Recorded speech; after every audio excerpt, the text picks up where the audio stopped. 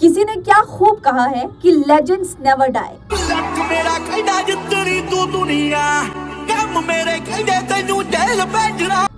और आखिर मैं इस वीडियो में ये क्यों कह रही हूँ, ये मैं आपको जल्दी बताऊंगी।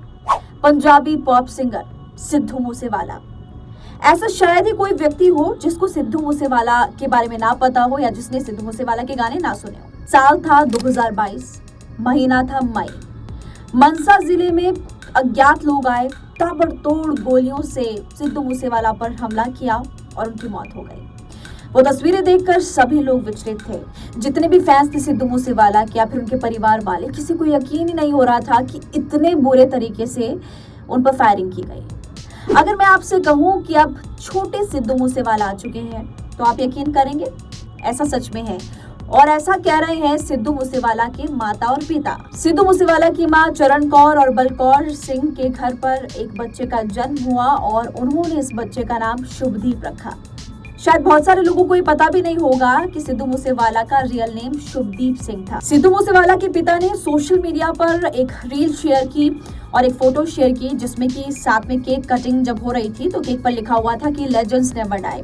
इसके अलावा बलकौर सिंह ने यह भी बताया कि जो बच्चा है ये उनके लिए बिल्कुल शुभदीप जैसा है। भले ही उनका दूसरा बच्चा है लेकिन इस बच्चे में वो शुभदीप की झलक देख पा रहे हैं, यानी कि सिद्धू मूसेवाला की।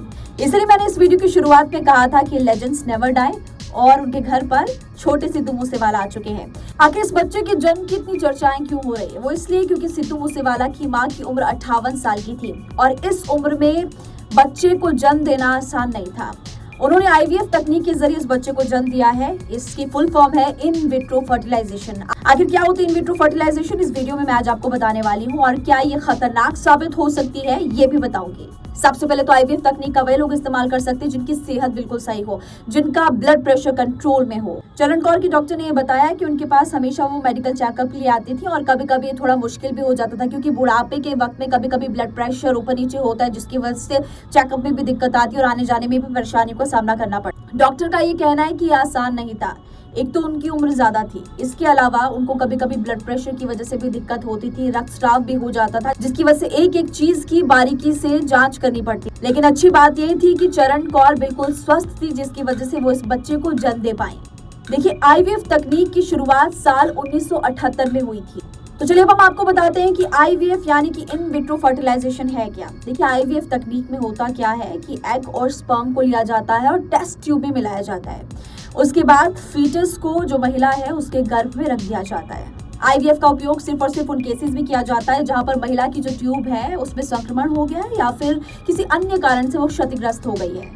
1978 से इस तकनीक का इस्तेमाल किया जा रहा है जिसकी वजह से कई कपल्स माँ बाप भी बने हैं। लेकिन ज्यादा उम्र में अगर इस तकनीक का इस्तेमाल करते तो ये आपके लिए खतरनाक भी साबित हो सकती है क्योंकि ज्यादा उम्र में आईवीएफ से गर्भ धारण करने पर कई तरह के हार्मोनल चेंजेस होते हैं जैसे कि रक्तचाप होता है, मधुमेह, कोलेस्ट्रॉल जैसे खतरे लगातार बढ़ जाते हैं। इसलिए ज्यादा उम्र में इस तकनीक का इस्तेमाल भी नहीं किया जा सकता और अगर किया जा सकता है तो सिर्फ और सिर्फ डॉक्टर्स की निगरानी में किया जाता है। तो आज की इस वीडियो में हमने आपको बताया कि आईवीएफ यानी कि इन विट्रो फर्टिलाइजेशन क्या होती है, इससे कितना फायदा हो सकता है और कितना खतरनाक भी साबित हो सकता है। और दूसरी बड़ी बात कि आखिर सिद्धू मूसेवाला का छोटा भाई जिनका नाम सिद्धू मूसेवाला के नाम पर ही पड़ा है, शुभदीप, उनका जन्म हो चुका है और फिलहाल सब जगह पर खुशी का माहौल और जो सिद्धू मूसेवाला के फैंस थे वो भी काफी ज्यादा इस वक्त खुश हो रहे हैं।